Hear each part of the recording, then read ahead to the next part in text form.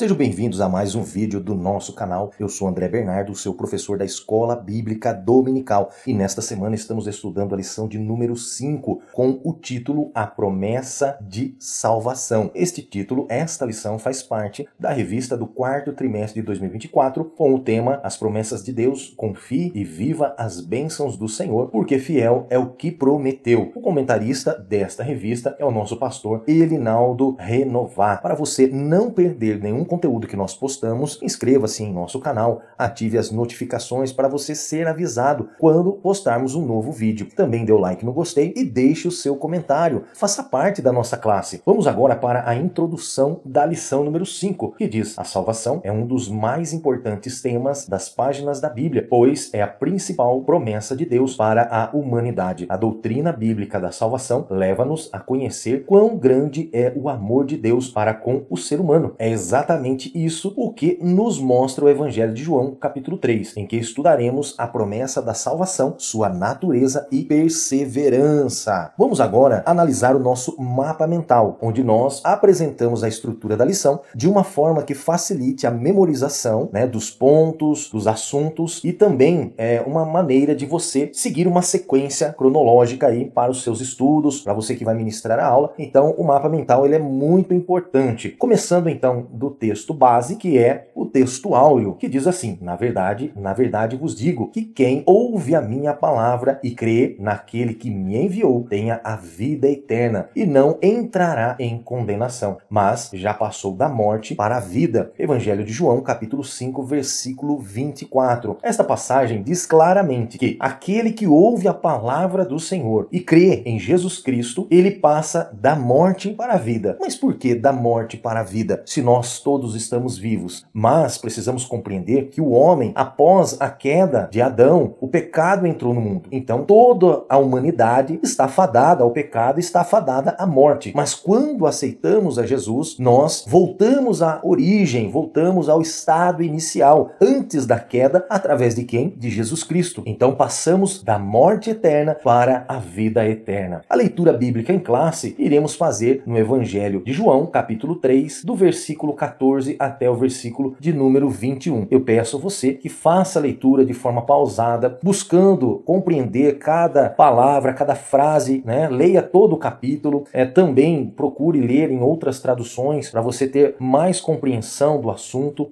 Grife as palavras que você acha mais complexa e procure o significado dessas palavras. Isso vai te ajudar muito na hora de você ministrar a aula. Também, quando você for fazer a leitura, peça para alguém fazer a leitura ou faça uma leitura responsiva, onde você lê um verso, os alunos leem outro e assim por diante, para trazer mais dinamismo e engajamento, entre o professor e o aluno. Vamos lá. O primeiro ponto diz assim: a promessa da salvação. Então nós vamos analisar o que é a promessa da salvação. O objetivo então deste ponto é explicar para os alunos biblicamente o que é a promessa da salvação. Depois, o segundo ponto diz a natureza da promessa da salvação. Então nós vamos comentar a respeito da natureza, de onde surgiu essa promessa de salvação. O objetivo é justamente esse: mostrar a natureza da promessa da salvação. Depois, o terceiro ponto nos diz promessa e perseverança na salvação. Então, nós estudaremos o que é a promessa, depois a sua natureza, iremos finalizar com o terceiro ponto, a promessa e perseverança na salvação. Então, não basta nós crermos na promessa, mas precisamos perseverar, Então, nós temos a promessa da salvação. Ela foi dada de graça para a igreja, mas precisamos, e isso é um ato condicional da igreja, de cada cristão, perseverar para obter a salvação. Então, o objetivo desse ponto é justamente refletir a respeito da importância da promessa da salvação e a perseverança, ou seja, precisamos persistir nela. Por que precisamos persistir? Por ser um ato condicional, nós podemos rejeitá-la, podemos rejeitar a salvação, mas nós precisamos então o quê? Perseverar, não rejeitar, mas persistir em viver uma vida de acordo que tenhamos então a salvação garantida. Olha só, agora a verdade prática, ou seja, a verdade que iremos praticar, que devemos praticar após todo o estudo desta lição, que diz assim: a promessa da vida eterna é a maior bênção divina para todo aquele que crê em Jesus Cristo. Então nós vemos aqui que o comentarista ele se expressou da seguinte maneira, que a maior bênção não são os bens materiais, não são os bens sociais, não são você ter muito dinheiro, muita riqueza, riqueza, muito status social, você ter muitos bens, né, muitas terras. Não, o maior bem, a maior bênção que um homem pode ter é a vida eterna. Então precisamos perseverar na salvação, para que possamos alcançar então a vida eterna, que é a maior bênção que um ser humano, que uma pessoa pode alcançar. Vamos para o significado então da palavra-chave desta lição. E na lição desta semana, a palavra-chave é salvação. Nós separamos aqui o significado nas três línguas, na língua latina, né, no latim, também na língua grega e também na língua hebraica. Então, olha só como que é pronunciado a palavra salvação no latim. É pronunciado como salvatio, que significa resguardar e salvar. Na língua grega, a salvação ela é pronunciada como soteria. Então, salvação, na língua grega, é pronunciada como soteria, que significa cura e redenção, remédio ou resgate. Agora, na língua hebraica, que é a língua do Antigo Testamento, salvação, ela é pronunciada como Yeshua. Então, salvação é pronunciada com a palavra Yeshua, que significa salvação ou salvar. Então, no latim, salvação significa resguardar e salvar. No grego, significa cura, redenção, remédio e resgate. E na língua hebraica, salvação ou salvar. A maior promessa descrita na Bíblia para o homem não se trata de bens materiais, bens sociais. Tudo que se vê como bens materiais e sociais são transitórios, não são eternos. Ele tem um limite, são temporais. Se acabam com o tempo, se desfazem com o tempo. Agora, a maior promessa para o homem, que é a salvação eterna, pois com a queda de Adão, toda a humanidade foi condenada, perdendo a eternidade, pois o homem, ele foi criado, né? Criado por Deus para a eternidade. O homem não foi criado para a morte, mas o homem foi criado para a eternidade. Porém, o pecado anulou essa origem. Agora, com a salvação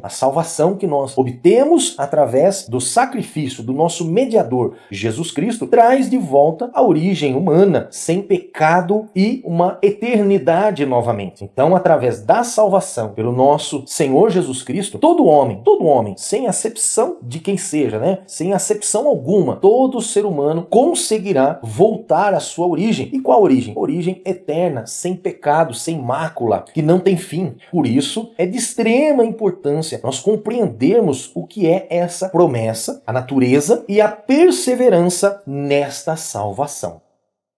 Vamos lá, passamos agora então para o primeiro ponto da nossa lição que estamos estudando esta semana. Então nós vamos agora explicar a promessa da salvação. A revista traz 3 assuntos relacionados à promessa de salvação. A primeira é uma maravilhosa salvação. E o que significa isso? Significa ter redenção da alma. Olha só o que diz Efésios capítulo 1, verso 7 e verso 8. Em quem temos a redenção pelo seu sangue, a remissão das ofensas segundo as riquezas da sua graça, que ele fez abundar para conosco em toda a sabedoria e prudência. Então, a maravilhosa, salvação significa redenção da alma. Então, a salvação é a redenção da alma, conforme escrito em Efésios capítulo 1. Também, a maravilhosa salvação, ela significa recebermos um presente de Deus, conforme escrito em Efésios capítulo 2, versículo 8, a parte A desse verso ele diz: porque pela graça sois salvos, por meio da fé, e isso não vem de vós, é dom de Deus. Então, pela graça sois salvos. Ou seja, a salvação é recebermos um presente de graça,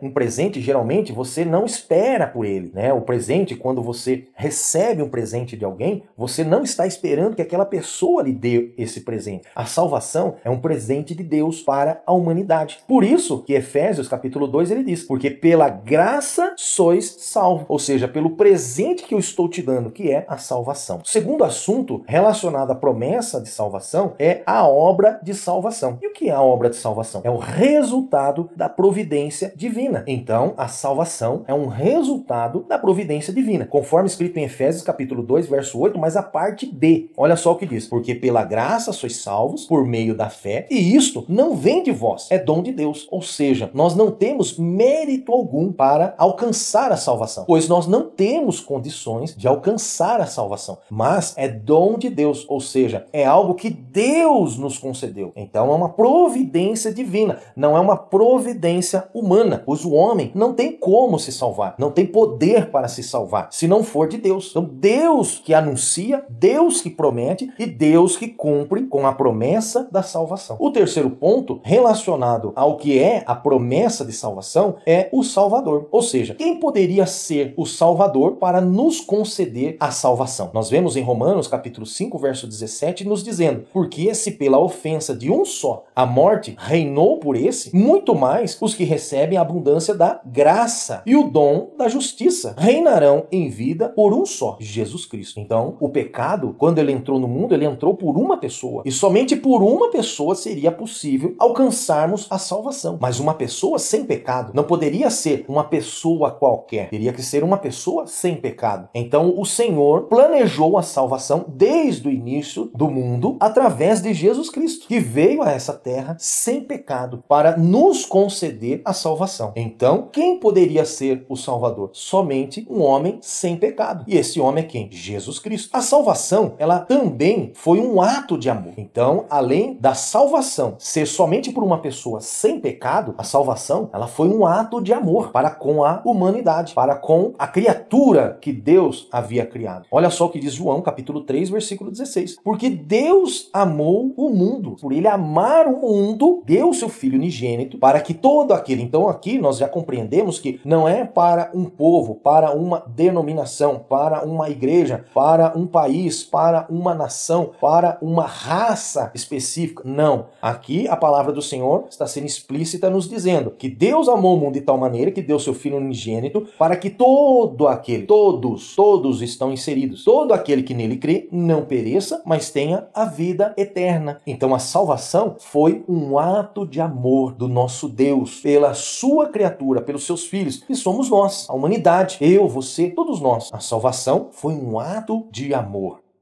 Vamos para o nosso segundo ponto, onde nós vamos mostrar a natureza da promessa de salvação. Então, no primeiro ponto, nós vimos o que é a promessa de salvação. Agora, nós vamos analisar o que é a natureza da salvação, da promessa de salvação. Também dividida em 3 assuntos, conforme a explanação do comentarista, onde nós temos a justificação, a regeneração e a santificação. Então, a natureza da promessa de salvação, ela está baseada nessas 3 justificações.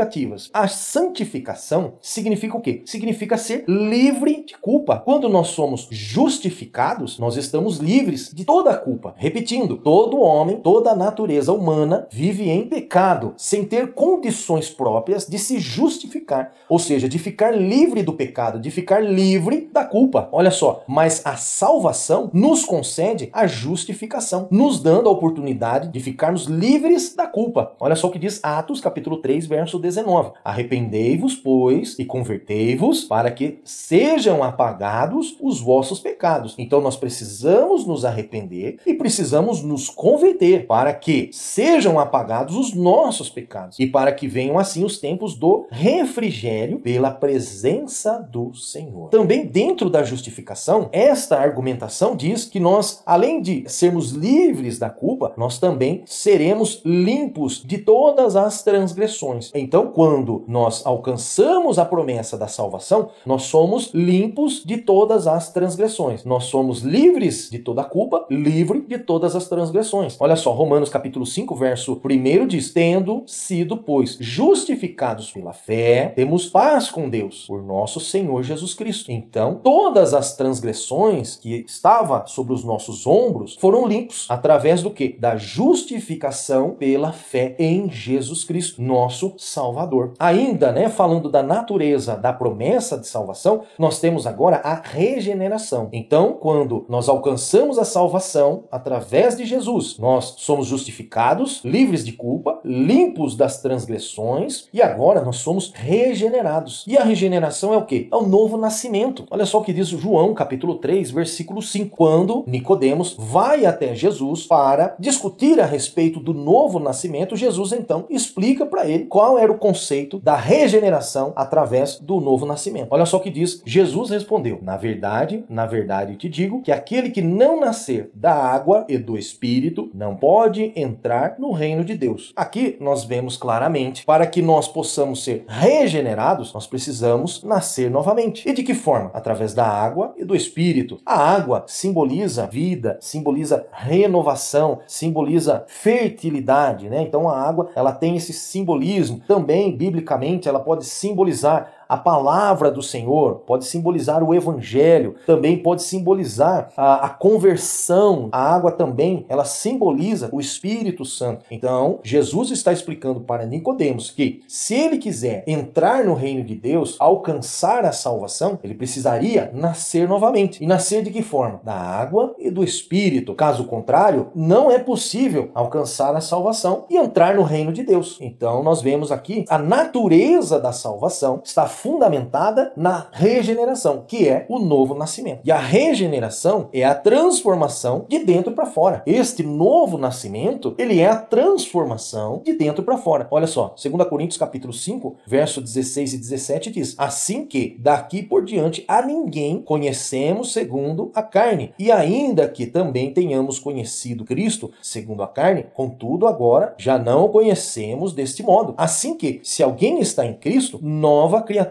é. As coisas velhas já passaram e eis que tudo se fez novo. Então, é uma transformação. Se você bebia, você não bebe mais. Se você brigava, você não briga mais. Se você roubava, você não rouba mais. Se você se prostituía, você não se prostitui mais. Por quê? A transformação, ela é de dentro para fora. O evangelho, a salvação, o ato da regeneração, ela não é de fora para dentro. Se bem que nós temos visto nesta geração muitos que possuem apenas um exterior de crente, um exterior de cristão, um exterior de pentecostal, mas dentro ainda continua um sentimento carnal, um sentimento mundano. Então, não houve uma regeneração de verdade ainda. Não houve um novo nascimento. Pois quando ocorre a regeneração, o novo nascimento, ela ocorre de dentro para fora, mudando o nosso caráter, mudando as nossas atitudes, mudando os nossos sentimentos. É o que diz aqui a segunda carta de Paulo aos Coríntios. Pois, assim que se alguém está em Cristo, ou seja, aceitou a salvação, alcançou a salvação e se converteu e se arrependeu, nova criatura é. Pois as coisas velhas, as transgressões, os pecados, são coisas do passado, ficaram para trás. E agora eis que tudo se fez novo. Também nós vemos aqui a natureza da salvação como santificação. Então, a natureza da salvação, ela possui a justificação, que é a pessoa ficar livre do pecado, livre das transgressões. Depois nós temos a regeneração, que é uma outra natureza da salvação, ou seja, vamos dizer, é o resultado da salvação, que faz a pessoa ter um novo nascimento e ter uma transformação de dentro para fora. E com isso, a salvação também promove a santificação. Então, a natureza da salvação é santificação, que é um ato posicional do cristão. Então, quando nós nos convertemos, nos arrependemos, nós estamos tomando uma posição. O primeiro ato da salvação, ela é posicional, da pessoa aceitando que é uma pecadora, se arrependendo desses pecados e entregando a sua vida para o Salvador, Jesus Cristo. Então, Atos capítulo 16, verso 30 nos diz: e, tirando-os para fora, disse: Senhores, que é necessário que eu faça para ser salvo? Aqui nós vemos a passagem que Paulo estava preso e houve todo aquele ato sobrenatural, e este homem, este carcereiro, então, ele saiu para fora porque ele queria tirar a sua vida e Paulo não permitiu. E aí, então, ele interroga e faz a pergunta para Paulo: olha, o que eu faço? O que é necessário para eu ser salvo? Aí então Paulo, ele fala: crê no Senhor Jesus Cristo e serás salvo, tu e a tua casa. Então, quando ela nos alcança, ela alcança as outras pessoas. Por quê? Por causa da regeneração, por causa da justificação. Ela também alcança outras pessoas através do nosso testemunho. Então, o primeiro ato da santificação é o posicionamento. Quando nós cremos no Senhor e aceitamos, entregamos nossa vida ao Senhor, nós somos salvos. O que aconteceu com aquele carcereiro? Ele foi salvo porque aceitou ao Senhor. O que é necessário para ser salvo? Tá aí a resposta: crer no Senhor Jesus Cristo. Mas a santificação também é um ato progressivo. Então nós temos o ato posicional, mas nós também temos o ato progressivo. Ou seja, não basta apenas nós aceitarmos ao Senhor Jesus. Quando nós aceitamos de verdade, entregamos a nossa vida, nós tomamos uma posição diante do Senhor, diante da humanidade, diante da nossa família, diante de todos. Nós tomamos uma posição, mas nós precisamos prosseguir nesta posição. Então nós vemos aqui que é um ato progressivo do cristão. Ou seja, à medida que ele vai caminhando agora, na caminhada cristã, ele tem que ir progressivamente conhecendo e se aprofundando cada vez mais, para que então ele possua essa santificação, alcance essa santificação. Olha o que diz 2 Coríntios capítulo 7, verso 1. Ora, amados, pois que temos tais promessas, purifiquemo-nos de toda a imundícia da carne e do espírito, aperfeiçoando a santificação no temor de Deus. Então, a santificação precisa ser aperfeiçoada. De que forma? Progressivamente, todo dia, todo momento, a todo instante. Então, nós precisamos nos policiar e desta forma iremos nos aperfeiçoando para que alcancemos a santificação, que é o quê? Sermos separados para o Senhor. Mas a santificação também é a glorificação do cristão. Então, nós temos o posicionamento, que é o primeiro passo para a santificação. Depois nós temos a progressividade, buscando diariamente em toda a nossa caminhada, mas nós também temos a glorificação, ou seja, que é a santificação de fato. Olha só o que diz Filipenses capítulo 3, verso 20 e 21. Mas a nossa cidade está nos céus, de onde também esperamos o Salvador, o Senhor Jesus Cristo, que transformará o nosso corpo abatido para ser conforme o seu corpo glorioso, segundo o seu eficaz poder de sujeitar também a si todas as coisas. Repetindo, primeiro ato para a santificação, a posição. Segundo ato para a santificação, o aperfeiçoamento, vivendo uma vida progressiva para a santificação. E o terceiro é a conclusão da santificação, que é a transformação dos nossos corpos. E quando isso vai acontecer? Já vai acontecer? Já aconteceu? Não. Ela só ocorrerá com o arrebatamento da igreja, quando nos encontraremos com o Senhor e os nossos corpos serão transformados. A palavra de Deus fala que os mortos ressuscitarão primeiro e terão seus corpos transformados. E nós, se estivermos vivos, nossos corpos serão também transformados. Por quê? Porque no céu não entra pecado. No céu não entra um corpo físico, um corpo abatido. Por isso, o estágio final da santificação, que é a natureza da salvação, é a transformação, a glorificação dos nossos corpos. Passamos agora para o nosso último ponto, o terceiro ponto da nossa lição. Nossa, como está gostoso essa lição, né? Está muito agradável, os assuntos maravilhosos. Falar de salvação é um tema maravilhoso, é um tema muito bom, né? Deus é maravilhoso, é poderoso, a Ele toda a honra e toda a glória. E eu peço mais uma vez a você, se você ainda não é inscrito do nosso canal, inscreva-se, ative as notificações, dê um like no gostei, ajude a esta obra a crescer, a alcançar mais e mais vidas, para que mais e mais vidas sejam transformadas pelo Evangelho de Jesus Cristo. Vamos lá. No terceiro ponto, agora nós vamos refletir a respeito da promessa e perseverança na salvação. Então, o primeiro ponto, nós falamos a respeito da promessa de salvação. No segundo ponto, nós falamos a respeito da natureza da salvação. E agora, no terceiro ponto, nós vamos refletir a respeito da promessa e perseverança na salvação, onde também nós temos três assuntos que o comentarista, nosso pastor Elinaldo Renovato, dividiu, em três assuntos para que nós pudéssemos, então, comentar, de forma resumida. Quero lembrar você que faz parte da nossa classe aqui no YouTube, esta aula não substitui a aula presencial. Portanto, esta aula é apenas uma preparação para a escola bíblica que é ministrada no domingo, em algumas igrejas são em outros dias, mas preferencialmente no domingo. Esta aula não substitui a aula presencial, porque na aula presencial, então, você vai ter mais argumentações, mais informações, testemunhos, Então, é maravilhoso participar da escola bíblica dominical. Então, não deixe de participar da escola bíblica dominical, mas também não deixe de participar da nossa aula preparatória, que nós apresentamos toda semana para você ficar afiado no assunto que está sendo tratado, para você participar da aula ou você, professor, ministrar aí uma aula com excelência. Mas vamos lá. Então nós vamos partir do primeiro assunto do ponto 3, que é a base da promessa de salvação. Então nós vamos ver agora o que é a base da promessa de salvação. Ou seja, a base da promessa de salvação é Cristo, Sem Cristo não existe salvação. Como nós estudamos no primeiro ponto, quem poderia promover a salvação? O homem poderia? De forma alguma. O homem não tem como promover, se salvar pelos seus méritos, pelos seus bens. O homem não tem condições de se salvar. Então a base da promessa de salvação é quem? É Cristo. Cristo é o centro da promessa de salvação. Conforme descrito em Mateus capítulo 1, verso 21, diz: "E dará à luz um filho, e chamarás o seu nome Jesus, porque ele salvará o seu povo dos seus pecados." Então nós vemos aqui o anúncio, né, da promessa para Maria. Quando nós lemos o capítulo todo do Evangelho de Mateus, nós vemos quando o anjo vai até Maria, a iluminada, e fala para ela que ela teria um filho. E ele já dá o nome. E esse filho será chamado Jesus, porque ele salvará o seu povo dos seus pecados. Então nós vemos aqui que o centro da promessa de salvação é Jesus Cristo. Agora, a igreja de Cristo é a herdeira da promessa de salvação. Se Jesus é o centro, é a base da promessa da salvação, e ele veio para nos salvar, para salvar toda a humanidade, a igreja que ele formou, a igreja de Cristo, é a herdeira dessa promessa. Olha só, Efésios capítulo 1, versículo 3 a 5 nos diz: "Bendito Deus e Pai de nosso Senhor Jesus Cristo, o qual nos abençoou com todas as bênçãos espirituais nos lugares celestiais em Cristo, como também nos elegeu nele antes da fundação do mundo, para que fôssemos santos e irrepreensíveis diante dele em amor." Nós alcançamos esta eleição através de Jesus. E olha só, "e nos predestinou para filhos de adoção por Jesus Cristo para si mesmo, segundo o beneplácito de sua vontade." Então a igreja de Cristo, ela é a herdeira da promessa de salvação. Então você, meu irmão, você, minha irmã, você faz parte dessa promessa.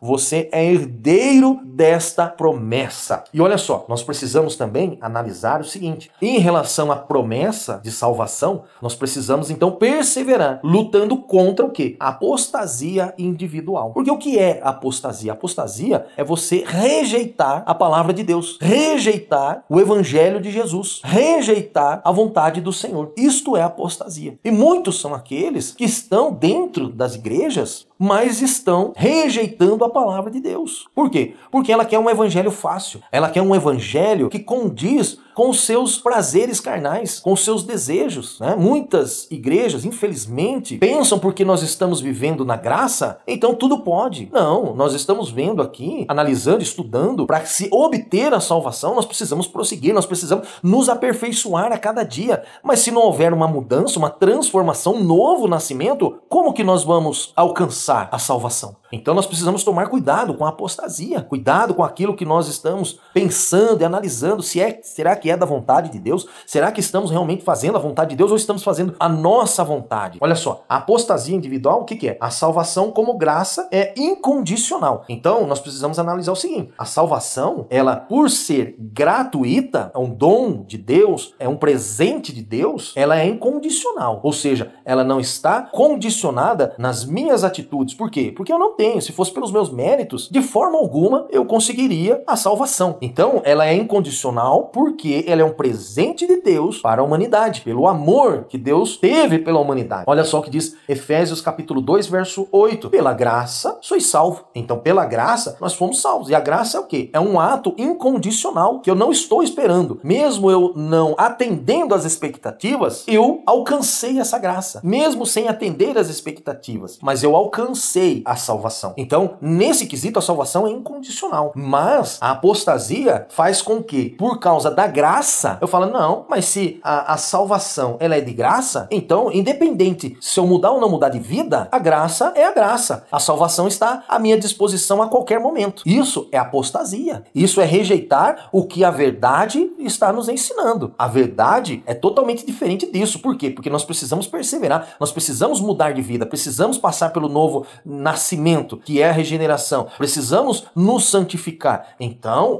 não é porque nós vivemos na época da graça, a salvação é de graça, que nós podemos andar de qualquer jeito, agir de qualquer jeito. Precisamos tomar cuidado, porque isso é uma apostasia, é rejeitar a verdade da palavra de Deus. Também a salvação como promessa, então a salvação como promessa, ela é condicional. Então nós precisamos entender muito bem. Salvação como graça, ela é incondicional, independe das minhas expectativas, ela é incondicional, ok? Agora, a promessa promessa, salvação como promessa, ela é condicional. Então existe uma condição para se alcançar esta promessa. Olha só, João, capítulo 3, versos 18 a 20, nos diz: quem crê nele não é condenado, mas quem não crê já está condenado. Nós já estamos condenados. Então, quando nós aceitamos ao Senhor Jesus, cremos no seu sacrifício, cremos na sua promessa, nós saímos da condição de condenados para a condição de salvos, porquanto não crê no nome do unigênito Filho de Deus. Por quê? Quem é a base da promessa? É Jesus. Quem é o centro da promessa? É Jesus.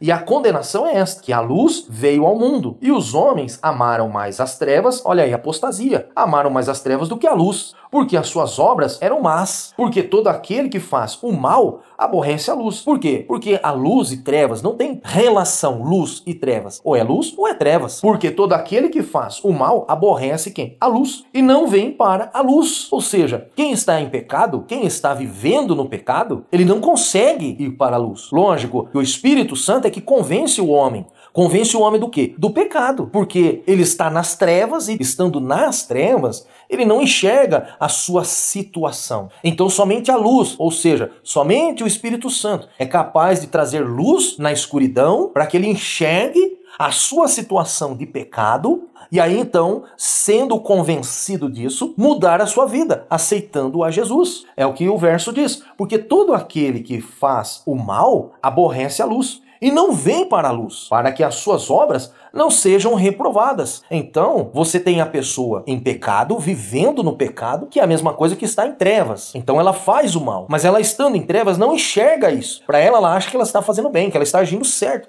Não é isso o argumento de muitas pessoas. Não, mas eu estou vivendo bem. Ela vive uma vida de pecado, uma vida miserável, mas fala, não, eu estou bem. Porque ela está nas trevas, não consegue enxergar. E de forma alguma, sem a ação do Espírito Santo, ela vai para a luz. Por quê? Porque ela tem vergonha. Porque indo para a luz, as suas más obras, os seus pecados serão expostos diante de todos. Mas quando o Espírito Santo opera, porque é o Espírito Santo que convence, não o homem, então ele traz a luz dentro das trevas, mostrando o que ele está agindo e fazendo e vivendo. Aí então ele se arrepende e vem para a luz. Aleluia. Coisa linda, né, irmãos? Coisa maravilhosa. Então a salvação como promessa, ela é condicional. Ou seja, eu tenho que crer em Jesus Cristo. Eu tenho que crer em Jesus Cristo e ir para a luz. Aleluia. Olha só, a apostasia da salvação é a rejeição dessa promessa. Então, a apostasia é rejeitarmos a salvação e criarmos argumentos que invalidam as verdades da salvação. Que é o que nós estudamos. Mas olha só, nós temos aqui dois pontos, que é a apostasia doutrinária e a apostasia moral. A apostasia doutrinária, olha só o que diz 1 Timóteo capítulo 4, verso 1 e 2. Mas o Espírito expressamente diz que nos últimos dias, ou nos últimos tempos, apostatarão alguns da fé, ou seja, rejeitarão a fé,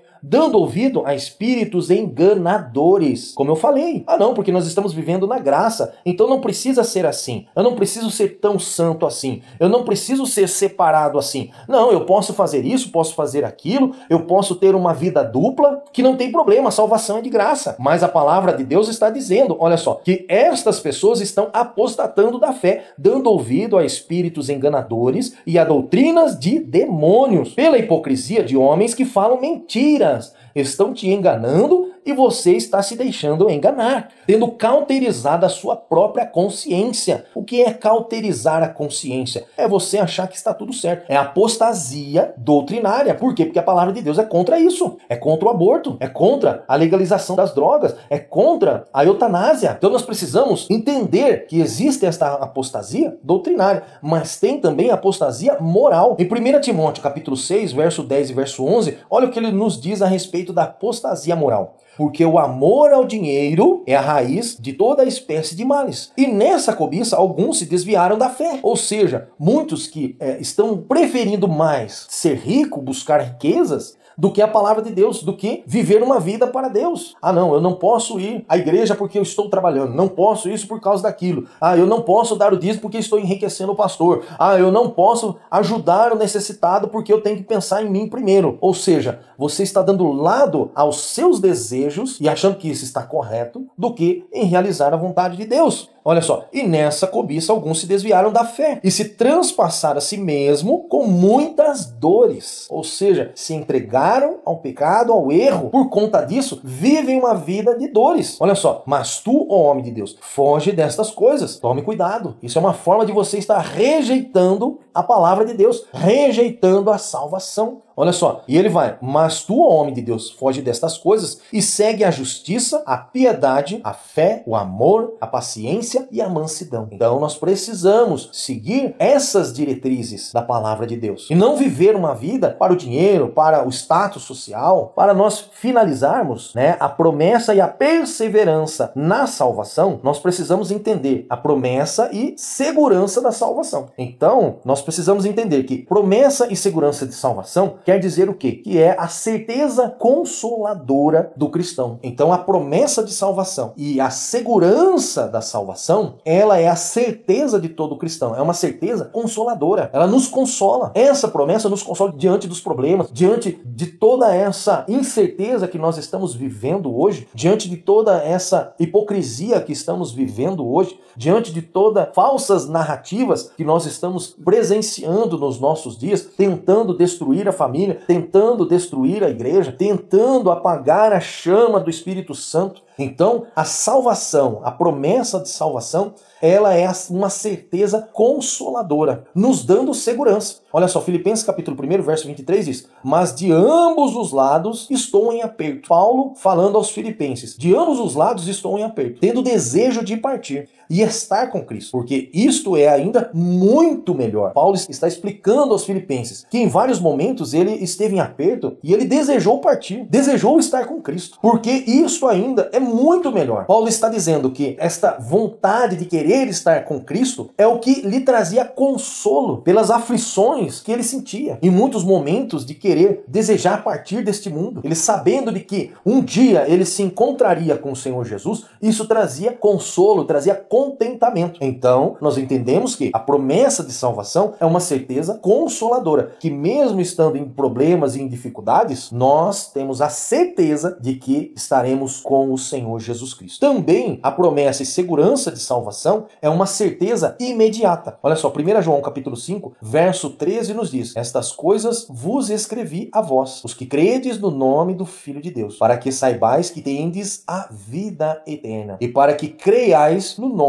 do Filho de Deus. Aqui nós vemos João, em sua primeira carta, escrevendo que se nós cremos no Filho de Deus, nós temos a vida eterna. Então, se você crê no Filho de Deus, você tem a vida eterna. Mas todas as outras coisas vêm junto. Então, o seu posicionamento, aceitando a Jesus, se arrependendo, aí então, na sequência, você tem a justificação, a regeneração, a santificação. E aí, com isso, você obtém a certeza imediata de que você está salvo e que você é herdeiro de Cristo, da grande promessa que é a salvação eterna. Chegamos ao final da nossa lição desta semana. Vamos agora fazer a leitura da conclusão da revista, da lição desta semana, que é a promessa de salvação. A promessa da salvação nos lembra de que não podemos descuidar da nossa conduta diante de Deus e do mundo. Por quê? Estamos no mundo, então precisamos perseverar, nos aperfeiçoar. A salvação, em primeiro lugar, depende de quem? De Deus, que estende a sua mão ao pecador perdido. Mas também é necessário que o ser humano aceite humildemente o amor e a graça de Deus em seu favor. Quem crê em Jesus é salvo, mas quem o rejeita permanece perdido em delitos e pecados. Efésios capítulo 2, versículo 1. Reveja todos os pontos que nós comentamos. O ponto primeiro, a promessa da salvação. Segundo ponto, a natureza da promessa de salvação. E terceiro ponto, promessa e perseverança na salvação. Também reveja o nosso mapa mental, que vai te ajudar no contexto da estrutura da lição que nós apresentamos. Eu espero você na próxima aula e que você tenha aí uma aula presencial maravilhosa em nome de Jesus.